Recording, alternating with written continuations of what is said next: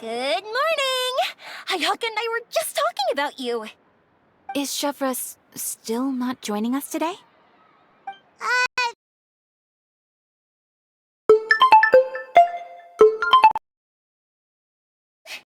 of the camera.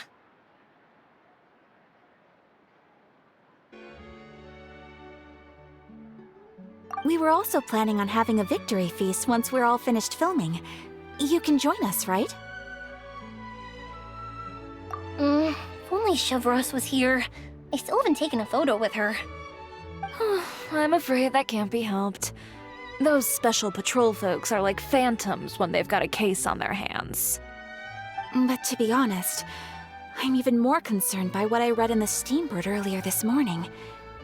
It said that the killer in the murder case was none other than the author of the Two Musketeers. Oh yeah, I heard about that too. He came forward and confessed his crimes, but gave no explanation as to why he pulled the trigger. We didn't know about this case at all when we joined the film. Is it going to affect the reception of our work? From a pure publicity standpoint, this will draw a lot more attention to our film. I have to say, though, that no director can be perfectly comfortable with garnering attention through means other than artistic skill.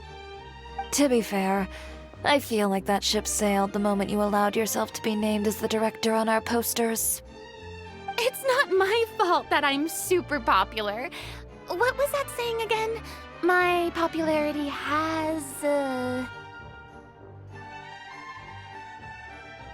Sunk to an all-time low? spread to the four corners of Tibet.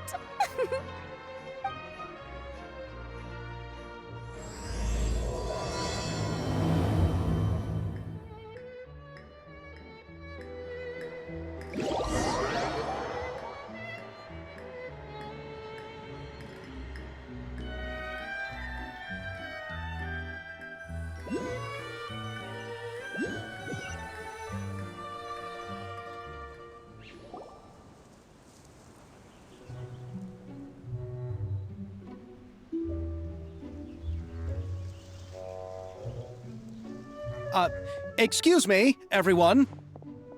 Xavier! Feels like it's been ages since we last saw you.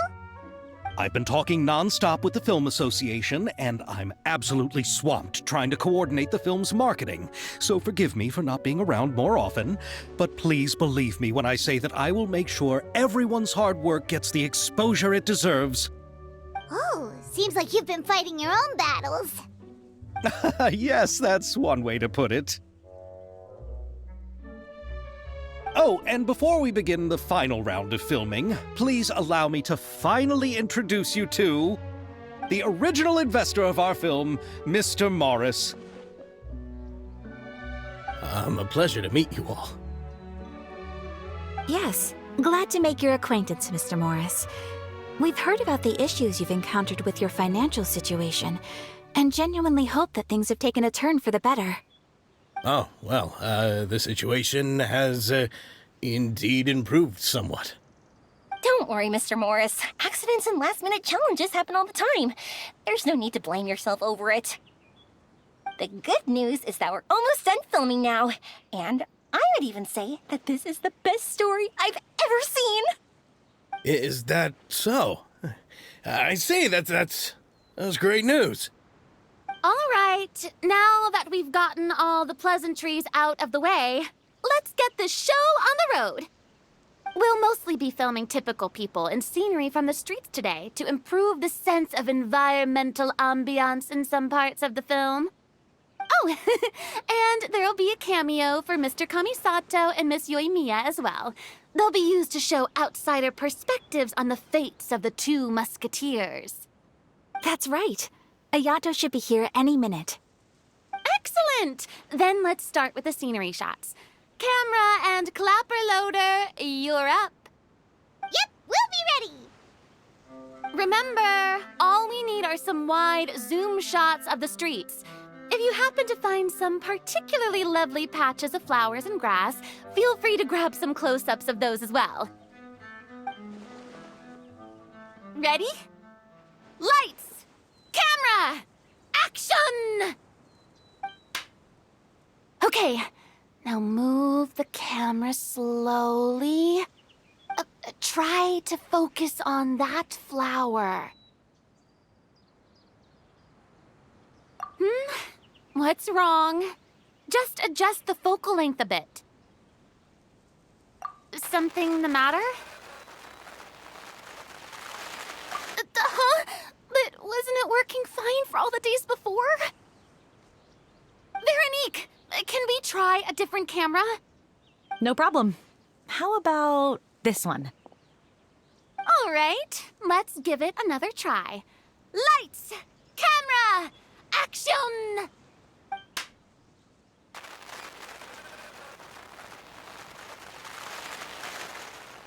Don't tell me.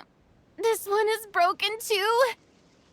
Veronique, do we have any other spare ones we can use? I'm afraid we only brought these two today. What? Then go find a workshop to get them repaired right away. Oh, and you too, Bono. Go find our spare camera in the warehouse and bring it back to the set. On it. Greetings, everyone. My apologies for the delay. Is something the matter, Ayaka? It seems like there are some issues with the filming equipment today. We're stuck for the moment. I see. Well, let's not just stand here twiddling our thumbs. Actors, to the makeup booth. We'll start on the next scene as soon as we get a working camera. The people at the workshop told me that the part which holds the lens in place seemed to have fallen off. That's super strange. It was perfectly fine just yesterday. Well, no time to dwell on that now. Let's get back to filming. Ahem! Quiet on set! Places, everyone! Lights! Camera! Action! By the way, have you heard about that recent murder case? Yes, I have. It seems that they've caused quite the commotion in the city. I heard that the chief of the guards is so mad about not catching the culprit that he's about to explode. Oh? I find that quite hard to imagine, considering how he already looks most days. Director, we have a problem. Oh, we're in the middle of a take! Couldn't you wait until we wrapped up this scene? No, Director, our film, all the finalized film that we've been keeping in the case has disappeared. Oh, wait, well, what did you say? Mr. Bono, please take me to where the film was kept right away. I'm coming too.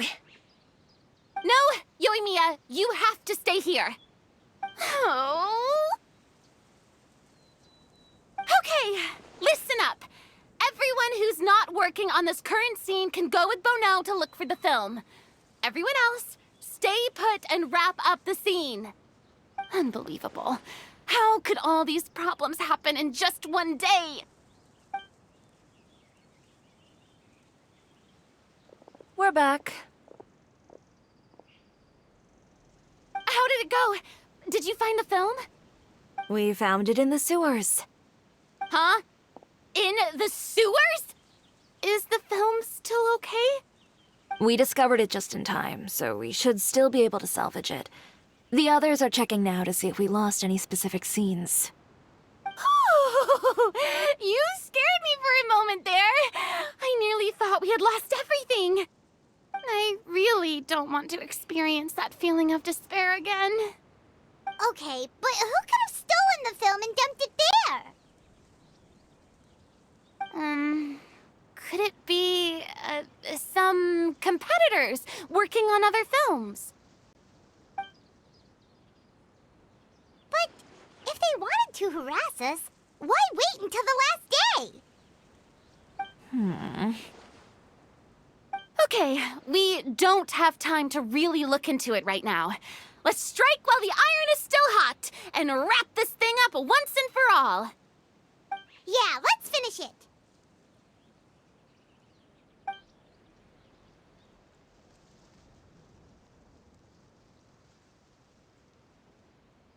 I would like to officially announce that our entry to the festival, The Two Musketeers, has now concluded filming! Paimon is spent. It's so late already. Even though the filming process proved to be extremely challenging, everyone provided valuable and unique contributions to the final product. Thank you all for your dedication and support. And just like Director Farina, I would also like to extend my most heartfelt thanks to all of you.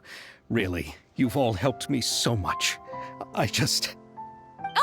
All right, let's save the awards speech for later, and hopefully also get some rehearsals in before the real thing. Anyway, now it's time to party! Let's all make our way to the beach and have a celebration feast so loud and fun that even the blubber beast will want in.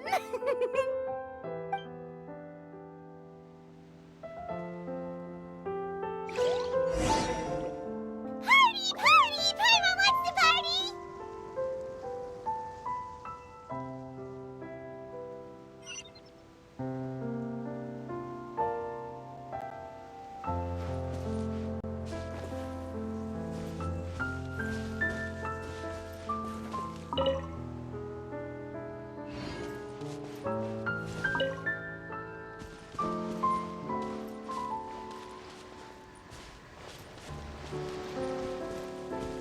Whoa, this place is hopping. Everyone's finally getting to relax after wrapping up the film. Let's go.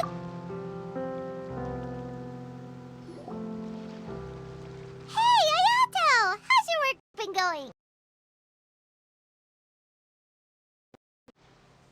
Everything went rather smoothly. Thank you for your concern.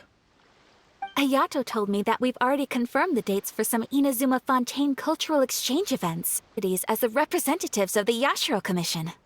Oh, that's great! Then maybe Paimon will be able to find Fontaine detective novels in Inazuma from now on. Oh, wait. Wouldn't Yaimiko get upset if that happens? That would be stealing some of her business. You've got a point. She's always complaining that light novels have become bland and too predictable after all. The cultural exchange won't only feature literature across. Whoa! Paimon's getting super excited now! When the time comes, be sure to visit and participate in all the events.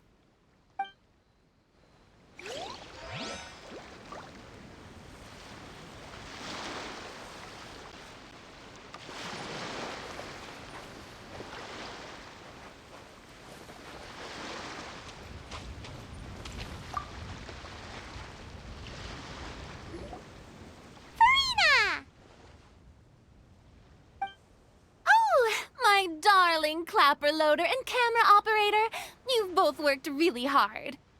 Paimon thinks you worked even harder than us.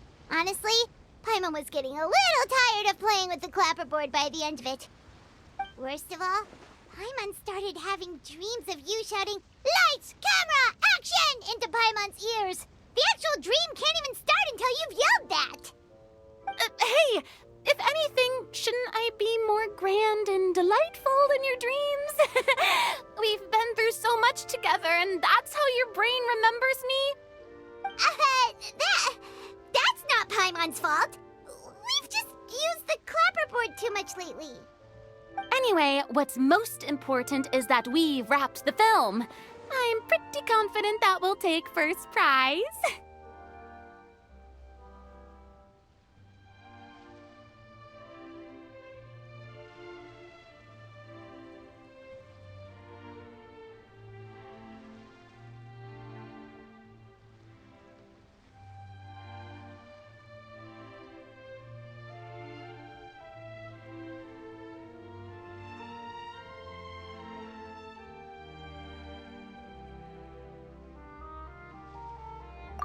No need to mention the official name. Wait, now that you mention it, if we did win the prize, would Farina just get a statue of herself? Come on, I don't need that kind of attention. Xavier can accept the reward on our behalf. But just imagine! Farina accepting the Farina Award and holding a Farina statue. I'm going back to my dessert now. You all can keep discussing that on your own.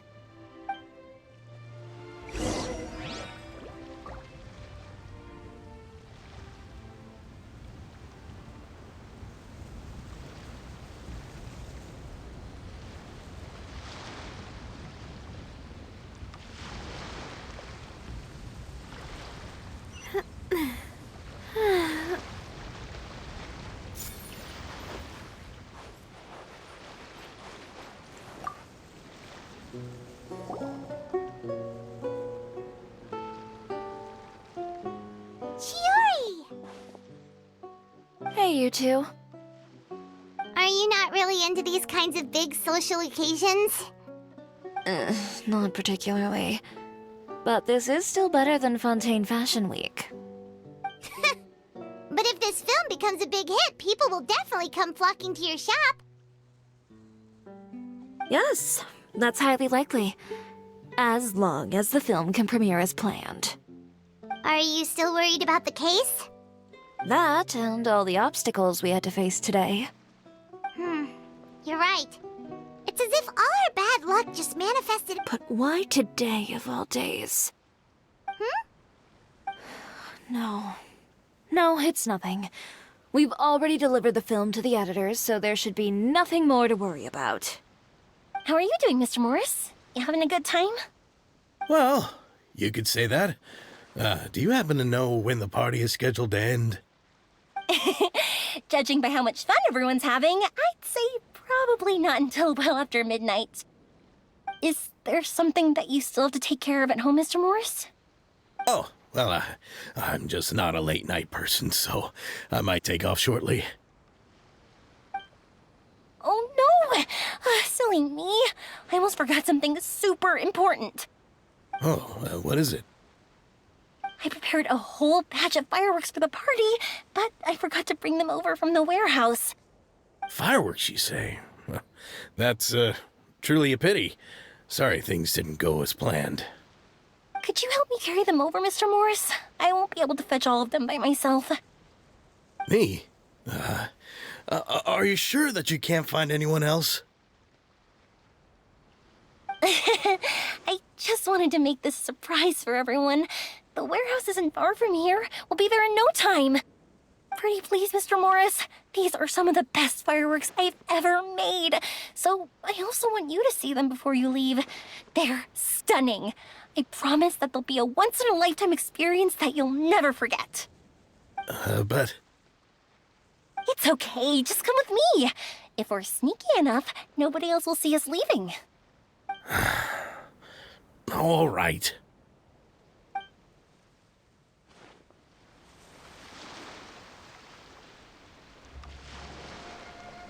The warehouse is right over here. I moved the fireworks there in advance, so it shouldn't be too much work bringing them back. It's still a ways away from the party.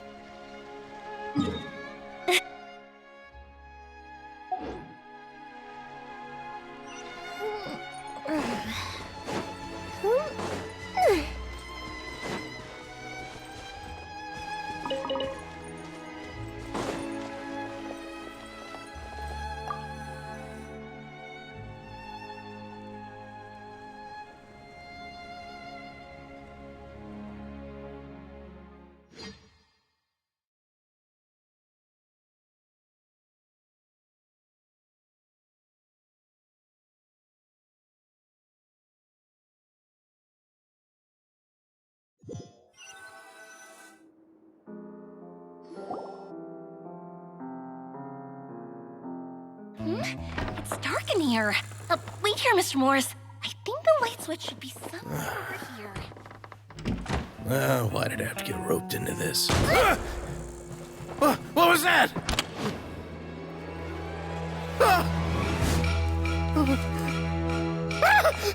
Who's there? Get me out! Get me out of here! Did you really think you'd get away, Morris?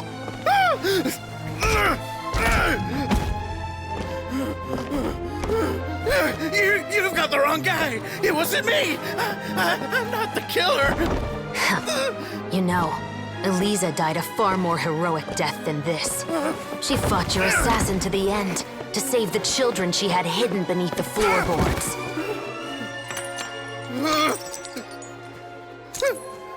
That is Eliza's pendant.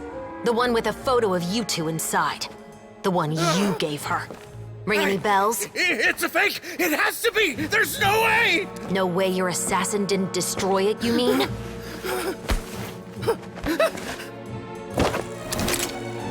Did you ever love her, Morris? Or was killing her always the plan? No, please. Listen to me. I told Eliza to keep us a secret. I paid her plenty for her silence. I never thought she'd keep the child. Everything was gonna come out, and I had no choice. She forced my hand. No! I'm begging you. I have money. Just name your price, please. You can keep your Mora, and you can go to hell.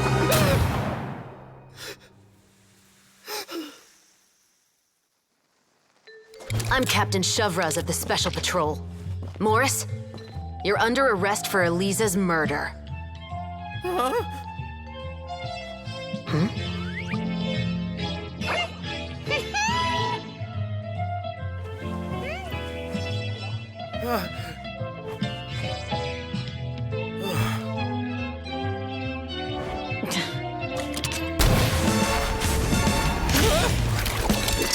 You're under arrest too, prop manager Veronique. Or perhaps I should call you the Second Musketeer.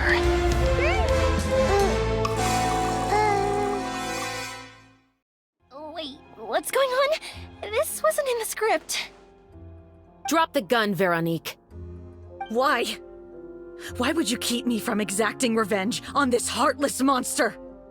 Drop your weapon. This is my final warning.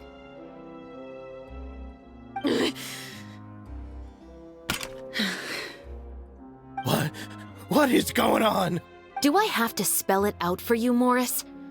Everything that took place just now was staged to get you to confess the truth. But this last part is all improv, of course.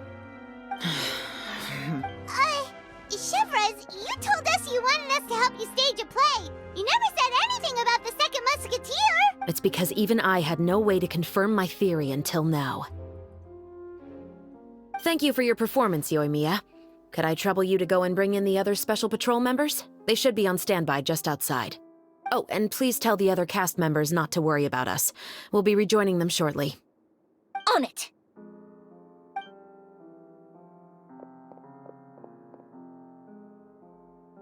So what do you think, Morris? Care to talk about what happened 20 years ago? My patience is limited, you know. Don't force me to take you back to the interrogation room. I'd wager that you wouldn't last for more than a minute in there. With the recording we made, you have no chance of winning in court. Cooperating with us now is the most practical move. All right. I'll talk.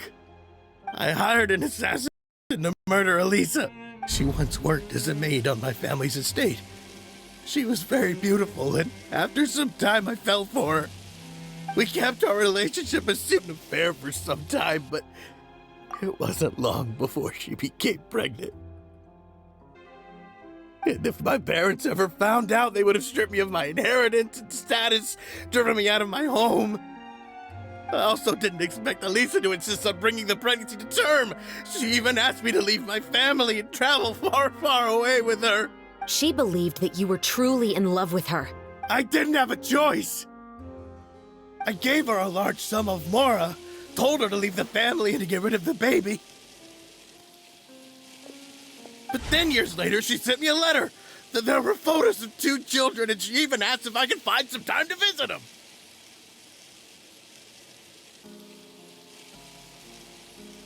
Huh? 2 children? Paimon thought Baptiste was the only... you mean... Even if she had the children against your will, you could have just ignored the letter entirely. Why kill her? I had just gotten engaged to be married to an heiress from another wealthy family. So if anyone were to find out about Elisa, my life would be completely ruined. I didn't have a choice. No. You always had a choice. You just made the wrong choice. Again.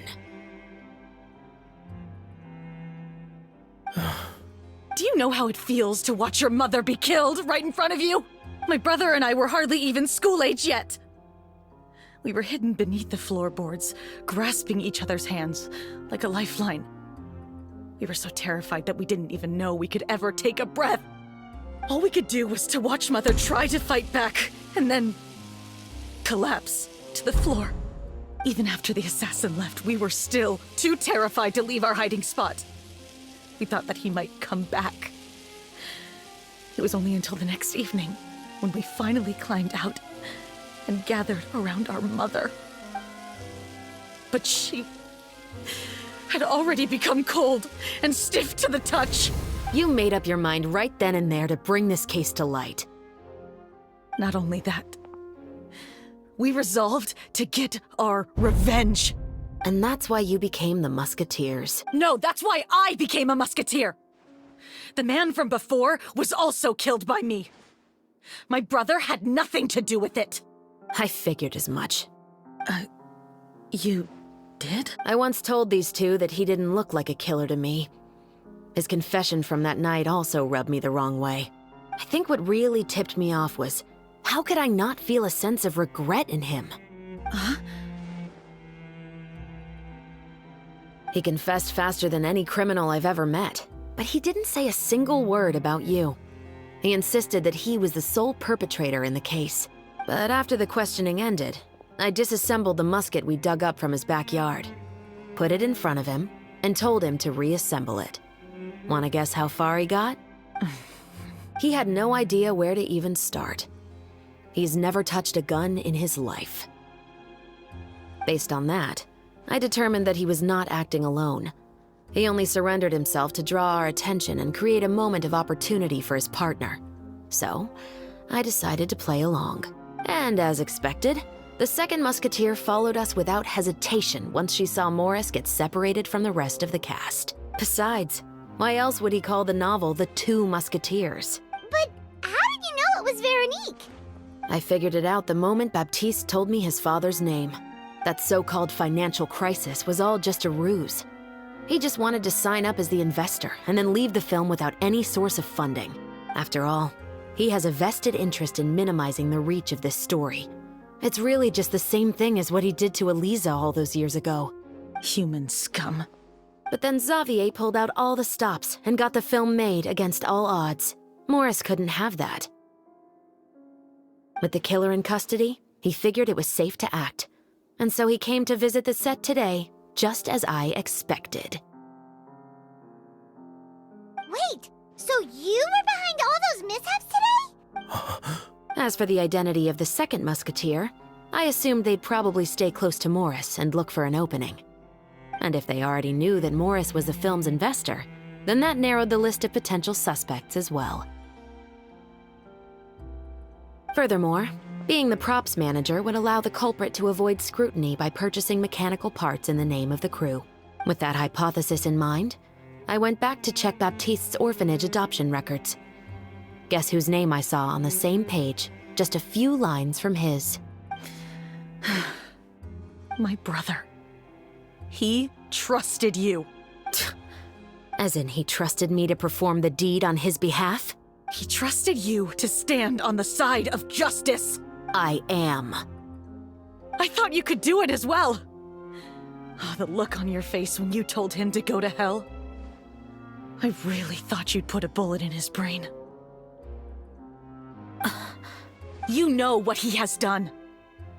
Are you telling me that you'd rather see him spend the rest of his life living like a king in the fortress of Meripede?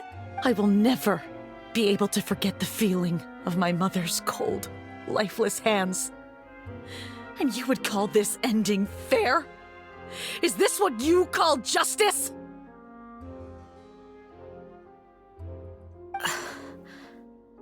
I won't lie, Veronique. I did hesitate when your brother first told me about the truth. I wondered. I agonized over whether I should really put a bullet in his head. So why don't you? Because that should never be how justice is carried out in this world.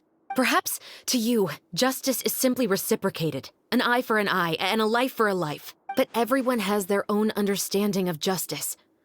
If everyone were to pursue their own definition of it, there would be no more order in this world. Today, you'll kill Morris. And tomorrow, his children may come for you. The world cannot render judgments based on a desire for revenge. That will only lead to a cycle of revenge, as well as the destruction of order and civilized society. Fontaine is founded on a set of laws and a standardized code of justice. That is why we are the nation of justice. But with all that said, I will promise you this. Morris will not lead a cushy life in the fortress of Meripede. Chevreuse, the rest of the Special Patrol is here. Thank you so much, Yoimiya. Letelier, Terena, please take them away.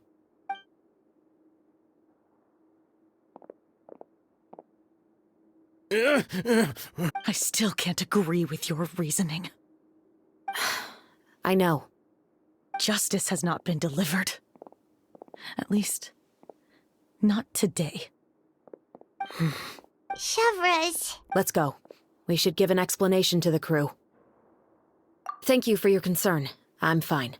I'm just thinking about the things in life that have driven people to take justice into their own hands.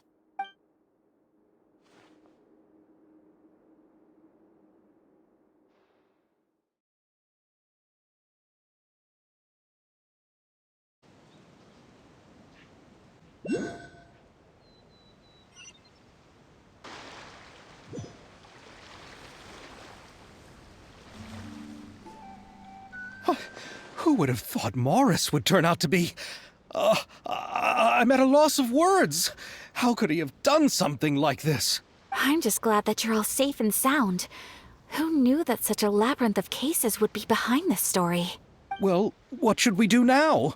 We have a finished film, of course, but should we still go ahead with the premiere? What do you mean? Shouldn't you be even more motivated to spread the word now that you've learned the truth? Chiori is right.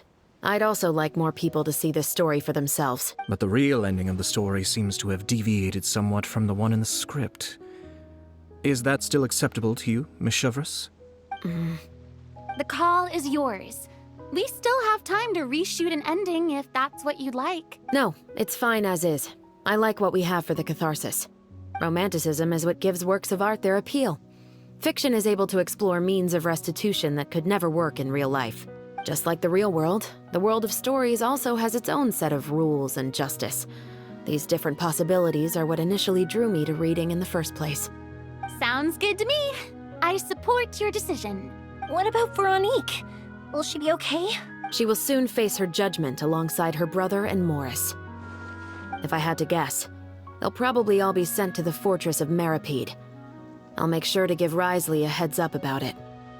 Oh, you mean that kind of Exactly. Ahem. All right, then the matter's settled. Now that everything's been taken care of, there's no reason for us to keep looking all gloomy and grumpy. Let's get back to the feast and enjoy each other's company. We'll be starting the post-production process tomorrow. You should join us, Chevreuse. You missed the first few hours of the party, didn't you? All right. Count me in. Then I'll wait for you over there. There's still some good news that I'd like to share with Chevreuse. Traveler, Paimon, could you wait for me by the sea after the party ends?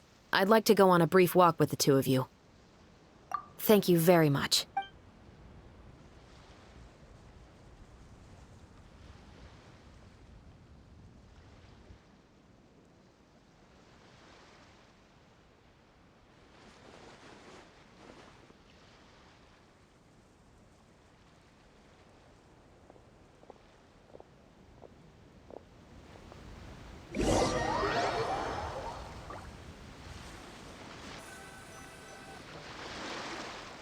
Sorry for the wait.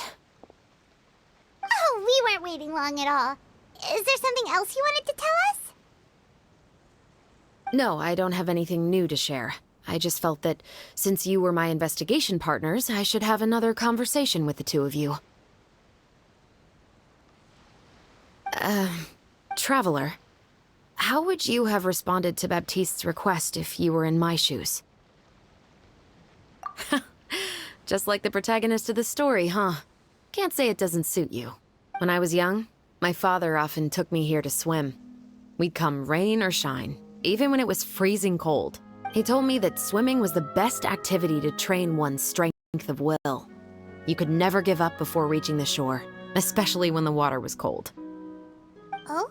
Why is that? Because the moment you give up would be the moment you die. At that point, I still hadn't received my vision. One winter, the chilly wind felt almost like knives on my skin, and the seawater was so frigid that it numbed my toes the moment I stepped in. I cried and begged my father to spare me from having to swim across, but he wouldn't listen. He used to be a member of the Special Patrol as well. You could say it was his way of educating his children. That sounds awful. When he saw that I wouldn't stop crying, he just picked me up and tossed me into the icy water. The bone-chilling cold took away my senses. I couldn't feel anything but fear and rage. I waited for my father to save me, but one look and I knew he'd already started swimming.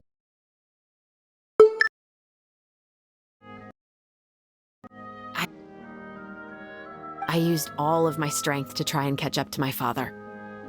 Those few minutes felt longer than my whole life up until that point.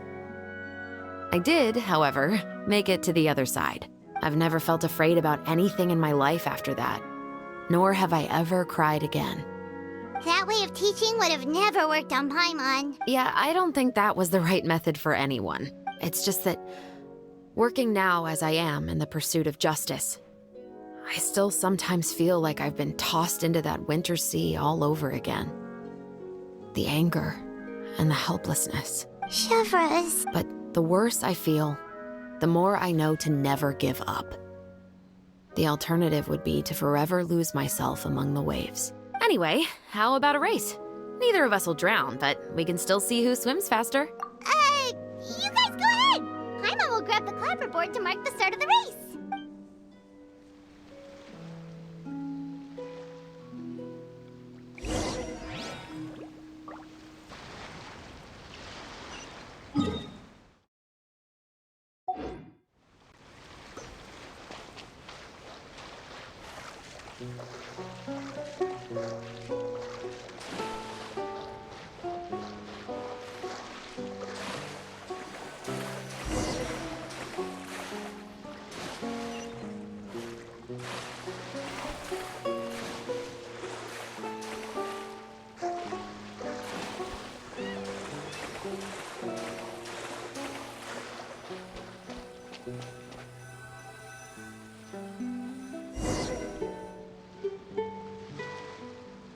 Whoa, that felt good. You were so fast in the water, Chevreuse. You were swimming even faster than Paimon can fly. So, about the Special Patrol, did you join because of your dad? Partly, but I'd say I was more inspired by the heroes I read about in stories growing up. Oh, so it's due to your love of story. Of course, it was only after I joined the Special Patrol that I learned that truth is often stranger than fiction. Come on, let's walk a bit more.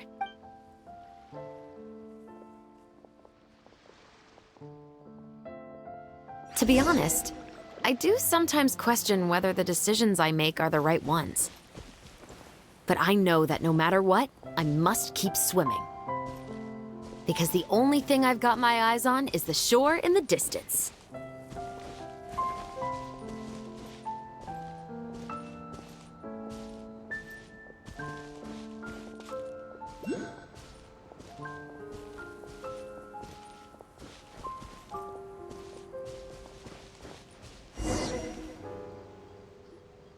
Thank you for coming on this walk with me.